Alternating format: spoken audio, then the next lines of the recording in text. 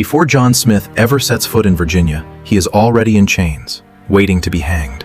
Months later, a young woman will stop another execution by throwing herself over his body. She will feed his starving colony, lose her place among her own people, and finally be traded away for a copper kettle. And Smith, the man she saves, will leave one last instruction behind. Wait 2 months, then tell her he is dead. Smith gets his second chance. Pocahontas will pay for it.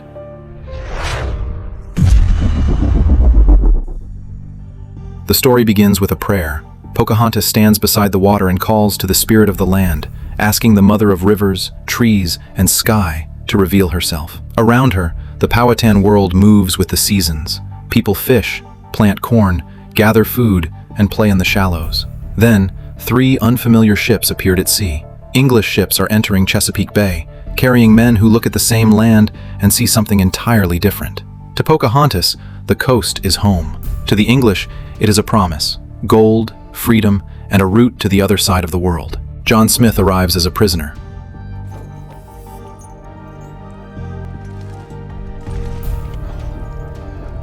During the voyage, his mutinous remarks nearly cost him his life. But Captain Christopher Newport knows the new colony cannot waste its only professional soldier. Smith is released with a warning. He may be free to walk ashore, yet everyone remembers the chains. The English choose a marshy strip beside the river and call it Jamestown. At first, the place seems impossibly rich. Oysters cover the shore. Fish brush against the men's legs.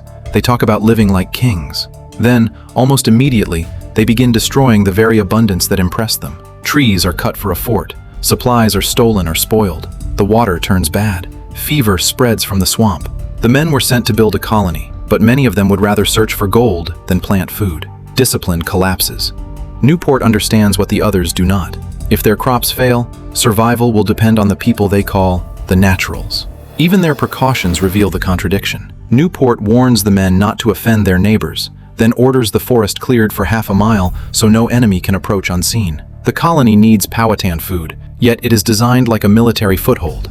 Before the English have learned the names of the rivers, they are already deciding what must be cut down, fenced in, and defended. Before sailing back to England for supplies, Newport sends Smith upriver to find Powhatan, the powerful leader whose communities surround the settlement.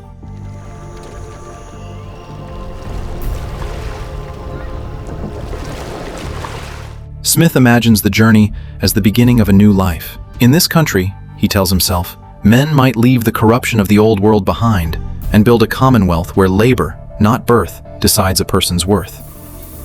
Captain, we haven't the draft to go any further. What in? Let's go back, sir. Gather a larger party. We're lost.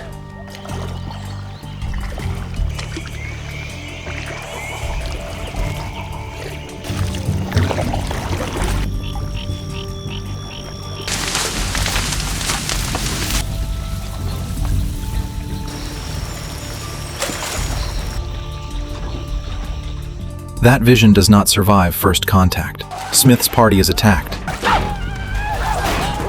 He is captured, disarmed, and carried into a world his countrymen barely understand.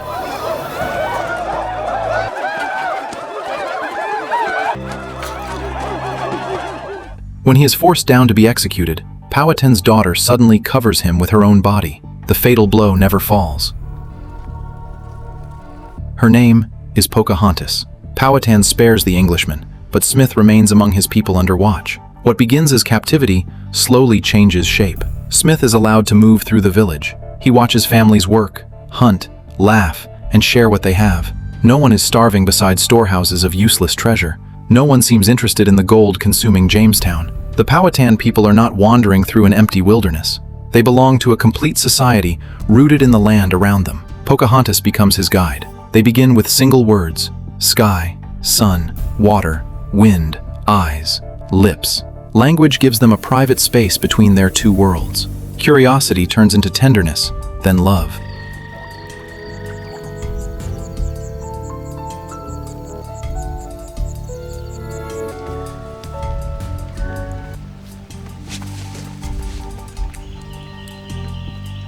Smith, who once survived by taking whatever he could, is disarmed by people who give freely. For the first time, he He can imagine a life that is not built on rank, conquest, or escape. The freedom changes him.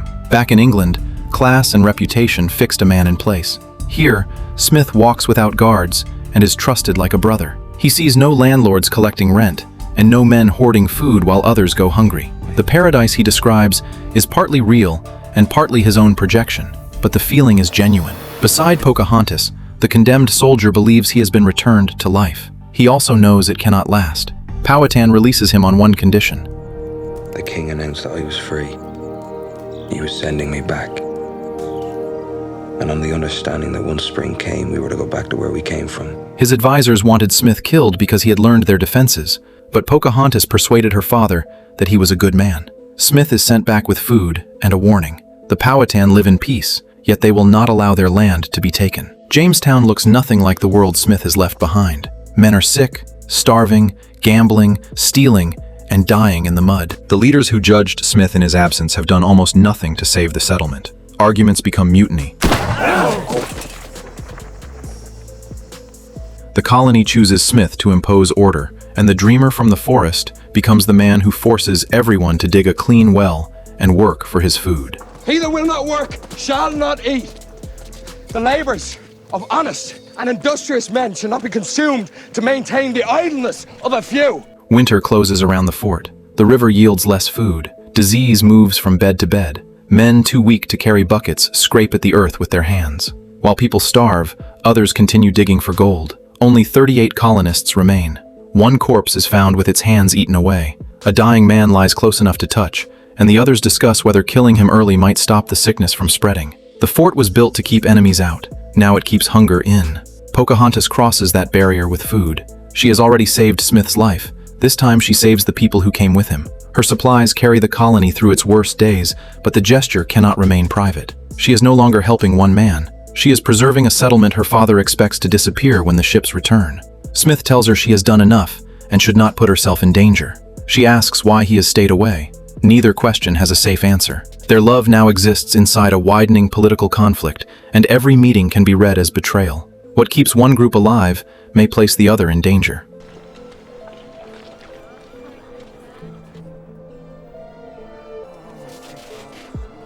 Spring comes.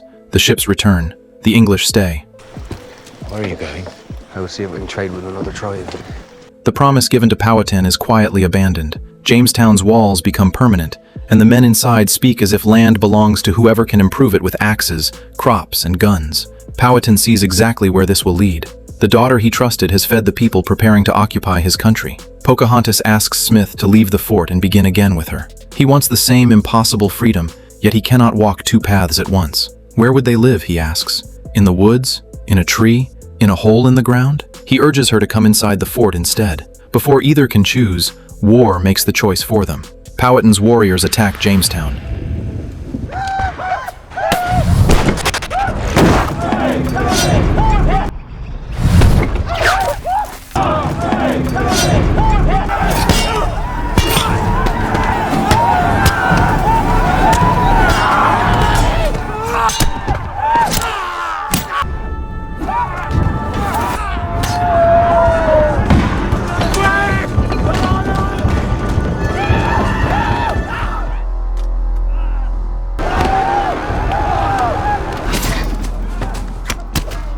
The colonists hold the walls, but victory brings no safety.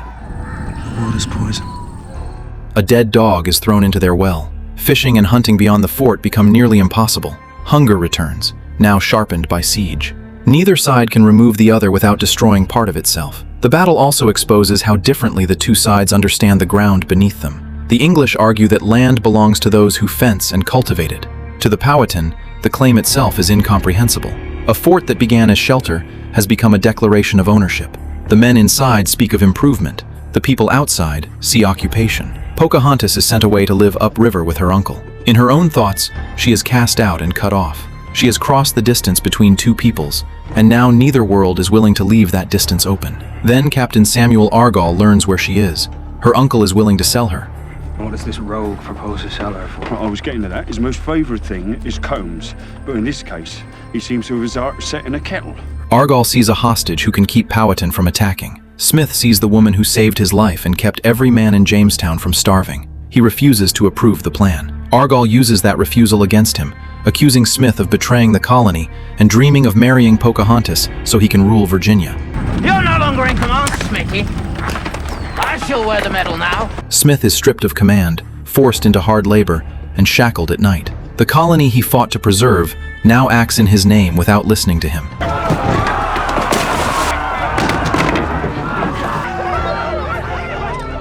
Pocahontas enters Jamestown as a captive. The English give her a house and the manners of a guest, but the walls tell the truth. Smith cannot return her freedom.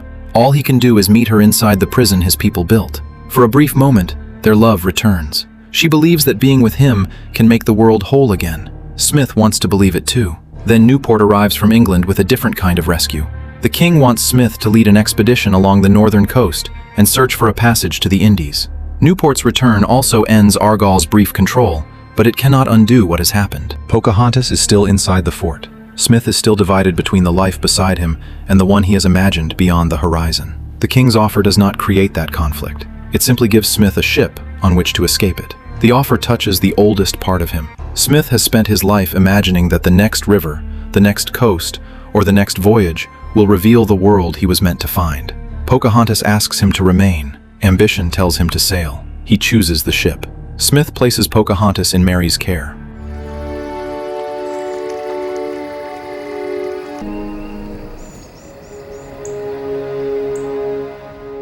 When Mary asks her name, the answer is that she no longer has one. She cannot return to the daughter she was, and the English identity waiting for her has not yet been imposed. Smith sees the emptiness his departure will leave, and still cannot face her with the truth. Instead of a farewell, he asks his friend Ben to wait 2 months and report that he drowned during the crossing. Smith claims the lie will give her strength. In truth, it protects him from seeing what his choice does to her. When Ben delivers the news, Pocahontas believes him. Her father has cast her out. Smith is supposedly dead. The last private world she thought she shared with him disappears, without even a body to mourn. Grief strips the world of color. She asks where love has gone, and begs death to release her. The woman who once ran through the river now moves through the settlement, as if she can barely feel the ground beneath her feet. John Rolfe meets her there. Rolfe is a tobacco planter, not an explorer chasing a horizon. He has suffered losses of his own, and he does not arrive with a speech about destiny. He offers patience. When Pocahontas seems broken, he asks her to think of a damaged tree. A branch may be torn away, but the tree grows around the wound and keeps reaching toward the light. He does not rescue her in a single scene. Their closeness forms through ordinary time, an afternoon together, work in the fields, a question answered, an hour endured. Rolfe watches her silence without trying to fill all of it. That restraint matters. Nearly every powerful man in her life has decided where she will live, what she will be called, or what purpose she will serve. She is baptized and given the name Rebecca. English clothing covers her body. It does not erase the river, the forest, or the man she believes is dead. Rolfe falls in love with her slowly. He asks her to marry him, and her answer is hardly a declaration. If you like. At the wedding, she wonders why happiness feels like something she must perform. Even Rolfe's petition for the marriage exposes the world surrounding them. Officials want the union presented as a victory for the colony and the conversion of the people whose land it occupies. Still, a life grows between them. Rolfe gives her shelter without demanding that she deny the person she was. She comes to see him as a tree whose shade asks nothing in return.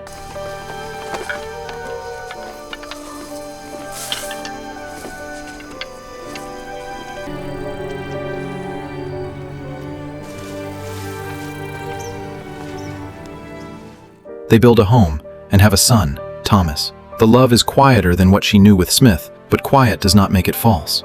Then an invitation arrives from the king and queen. Pocahontas, Rolfe, and Thomas are to visit England. Before they leave, a stray conversation breaks open the past. Captain John Smith is alive. Pocahontas does not hear the news as proof of his betrayal. She hears it as the return of a promise. She tells Rolfe that she is married to Smith because love made that bond before any English ceremony. Rolfe realizes that his wife might never have chosen him if she had known the truth. He could hold her to the life they built. Instead, he refuses to make love another form of captivity. He tells her he will do nothing against her will. He even urges her to meet Smith because neither of them will know peace until she does. That act changes the way she sees him before Smith ever enters the room. Rolfe is not simply kind when kindness is easy. He is willing to lose her rather than own her. England gives Pocahontas another new world. Streets press around her.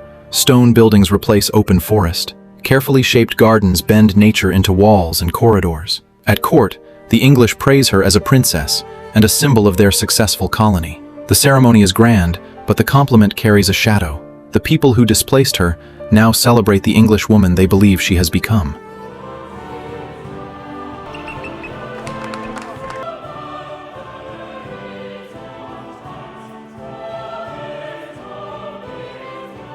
Smith finally comes to see her. The reunion is quiet. No one runs into the other's arms. He has spent years searching northern coasts for the passage he once valued more than their life together.